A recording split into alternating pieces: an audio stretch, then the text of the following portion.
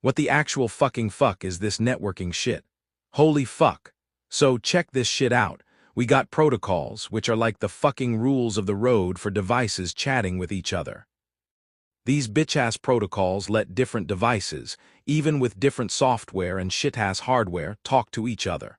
Then there are services, which are just functions one program gives to another. And the architecture. That's the whole fucking blueprint, with levels and protocols all lined up. We got equal entities, which are like homies on different machines using the same fucking protocol. Design issues. Oh, there's a shit ton. Error control, flow control, message length limits, multiplexing, demultiplexing, and fucking routing. Service types. Fucking wild. Connection-oriented services like the phone system make sure your bits arrive in order. Connectionless services like the postal service just yeet messages out there, and they might arrive all fucked up. Unreliable connectionless service, or datagram service, doesn't even confirm if the message got there. Secure services confirm messages and handle sequences and byte streams. And request-response service. You send a fucking request and get a response back. Service primitives are the operations you use to access a service, like connect, send, disconnect, listen, and receive. This is why this fucking shit absolutely fucking matters. Go learn more at fuckinglearn.com. What the actual fucking fuck is this OSI and TCP IP model shit? Holy fuck. Alright, so listen up, you need to understand this bitch-ass networking bullshit. The OSI model. 7 fucking layers of this shit. From the physical layer, bits over wires, to the application layer with all those protocols like HTTP, FTP, and shit. Then you got the TCP IP model, which is like the OSI's fucked-up cousin with only 4 layers. This shitass model has the network access layer, the internet layer with the all-important IP, the transport layer with TCP and UDP, and the application layer. And the protocols. Fucking hell, they're everywhere. HTTP, FTP, SMTP, DNS, SSH, Telnet all up in the application layer. TLS and SSL handling presentation. TCP and UDP for transport. IP, IPX, NAT, RIP, ICMP, OSPF doing the network thing.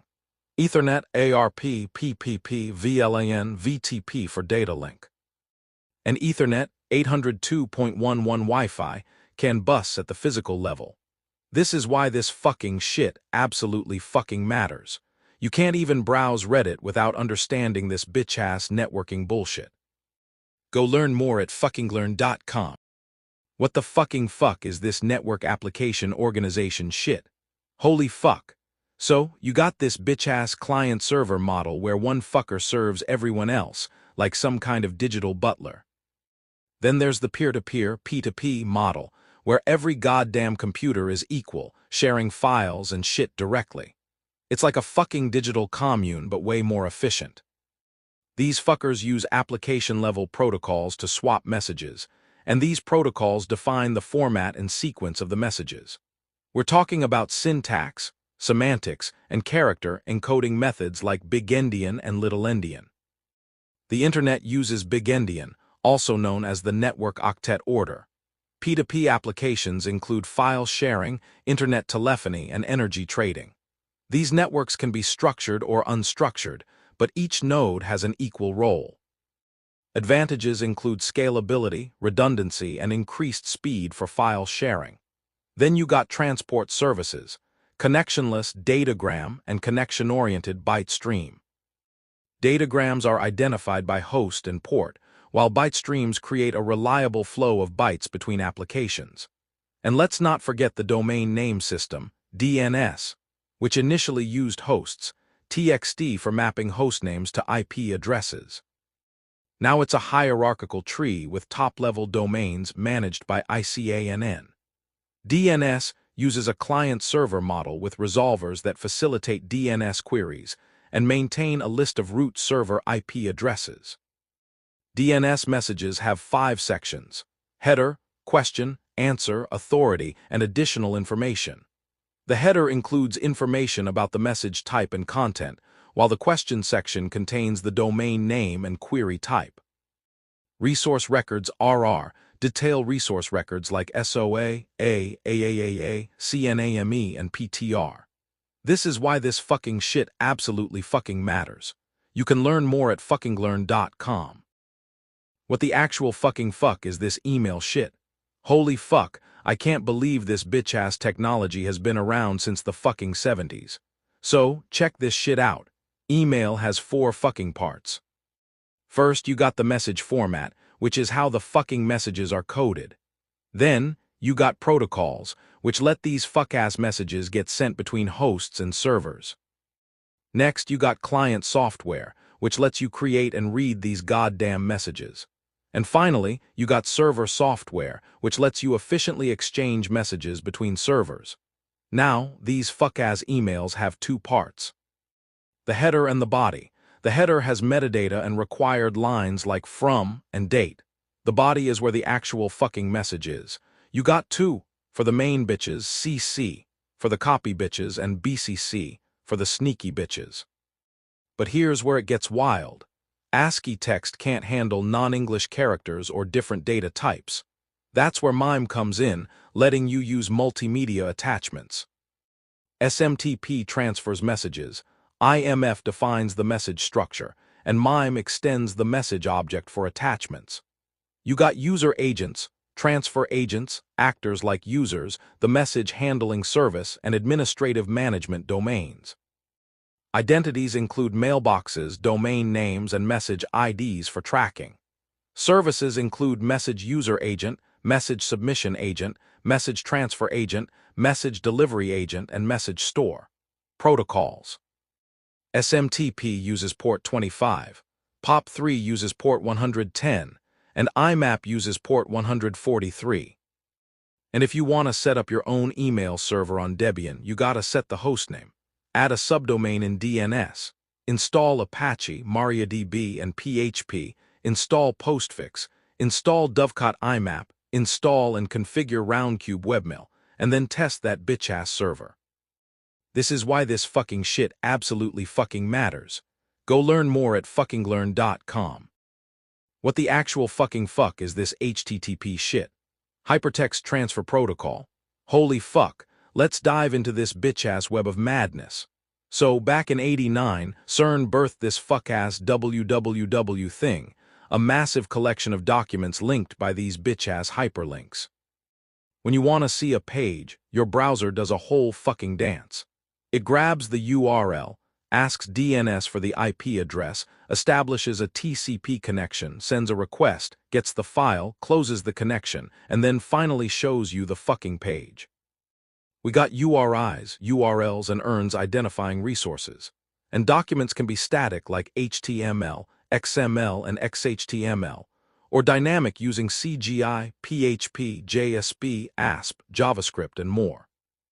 HTTP itself has evolved from a simple fuck-ass GET request in 0.9 to the optimized HTTP2 with multiplexing and prioritized streams. And don't even get me started on those fucking response codes. 100s for info, 200s for success, 300s for redirects, 400s for client errors like that bitch-ass 404, and 500s for server meltdowns. Methods like get, head, put, post, and delete let you interact with the server, and headers like host, authorization, and content provide crucial info. Apache, IIS, Nginx, Lite, these are the fucking HTTP servers running the show. This is why this fucking shit absolutely fucking matters. It's the backbone of the internet, the goddamn language your browser speaks. Wanna learn more? Head over to fuckinglearn.com. What the actual fucking fuck is FTP? File Transfer Protocol. Holy fucking shit. So, FTP is this bitch-ass standard internet protocol that lets you move files between computers using TCP/IP. Think of it like this. You're uploading your fuck-ass website files to a server or downloading some shit from one. The main goals: sharing files, remote transfers, reliable data transfer, and hiding the fucking differences in file storage systems. This shit involves a control connection for commands and a data connection for the actual file transfer. We're talking about commands like user, pass, and quit for access control, and port and PASV for transfer settings. Plus, you got RETR, SDOR, and DELY for actually moving and deleting files. Now, FTP responses are coded, like 1 is for a positive preliminary response and 5 is for a negative one. There are active and passive modes, and encryption methods like FTPS and SFTP to keep your shit secure. You can even set up your own fucking FTP server using VSFTPD on Debian, configure the VSFTPD conf file, and manage user permissions with chmod. Don't forget to generate SSL certificates to encrypt your fucking data. This is why this fucking shit absolutely fucking matters. Go learn more at fuckinglearn.com. What the actual fucking fuck is this SSH shit? Holy fuck. So, Secure Shell, or SSH, is this bitch-ass fucking protocol that creates a secure, encrypted connection between two goddamn computers. You got your SSH server listening for connections, and your SSH client that you use to connect. This shit is all about authentication, encryption, and making sure your data ain't fucked with. You can use it for secure remote logins, transferring files with this shit-ass command and running commands remotely. It uses keys, user keys, host keys, session keys, to keep everything secure. We're talking symmetric and asymmetric keys, RSA, DSA, IDEA, AES, the whole fucking shebang. But watch out for the fucking threats. Message interception, spoofing, man-in-the-middle attacks, password cracking, it's a fucking minefield. Use strong passwords, one-time passwords, and keep your shit updated. OpenSSH is the free implementation, with config files like /ssh/ssh config and /etc/ssh/sshd config. You can set up your host keys, listening ports, connection settings, and control who the fuck can access your shit. This is why this fucking shit absolutely fucking matters. Go learn more at fuckinglearn.com. What the actual fucking fuck is this NTP shit? Holy fuck. So listen up, you need your clock synced, right? This bitch-ass network time protocol, or NTP, is how the fuck you do it. We're talking about getting the exact fucking time, syncing frequency to avoid clock drift, and making sure your timing is on point. You can't just have one without the other, you feel me? Why the fuck do you even need this shit? Well, if you're doing anything where time actually fucking matters, like transactions, security, GPS, or even just gaming, you need this shit.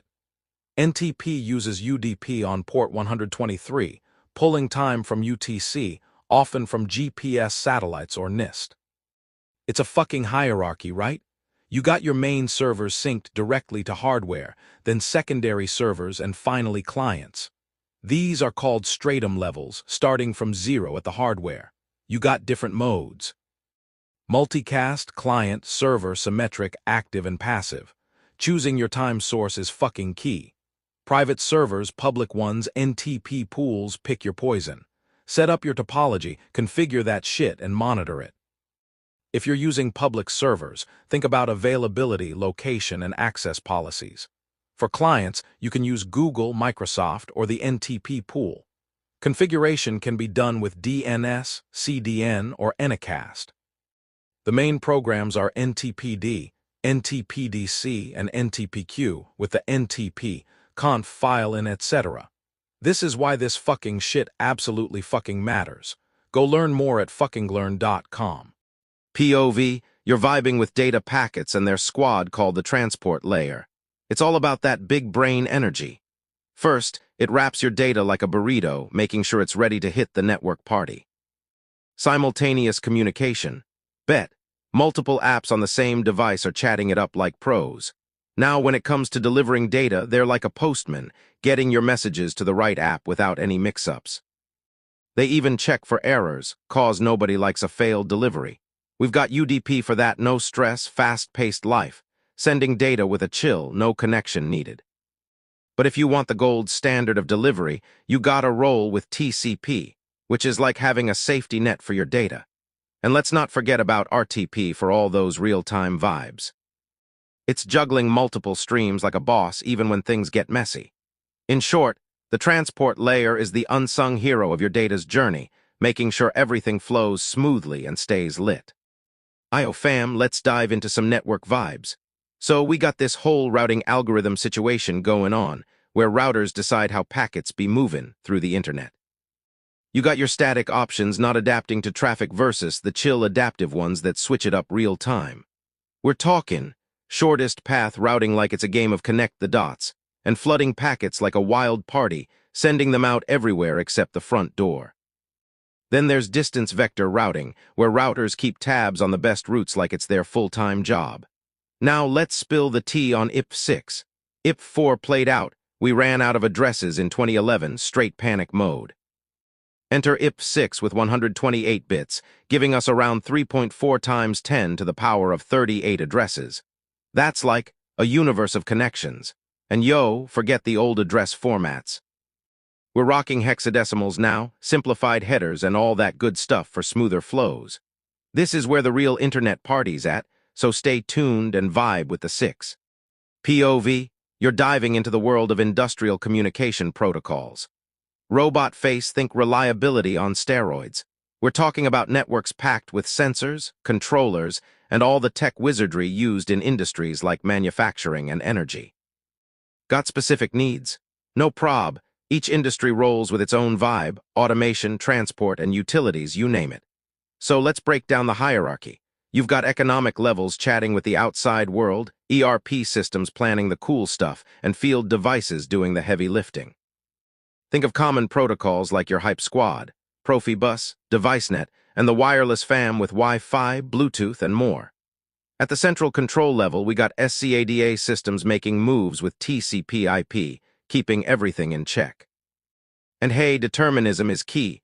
Low jitter for smooth control loops, and all kinds of data on the move. Last but not least, networks roll out in styles, star, ring, bus, and tree topologies. Bet you didn't know industrial comms can be so lit. Yo fam, let's break down some industrial communication protocols, shall we? First up, we got *RS-232*, the OG from 1969. Talk about a vibe check. This bad boy lays down the rules for how devices chat. You've got your DTEs and DCEs vibing together over signals like TXD and RXD. But low-key, it's got limitations. Only 15 meters max and 19,200 baud speed. Slide into RS-422 and RS-485* for long-range connections.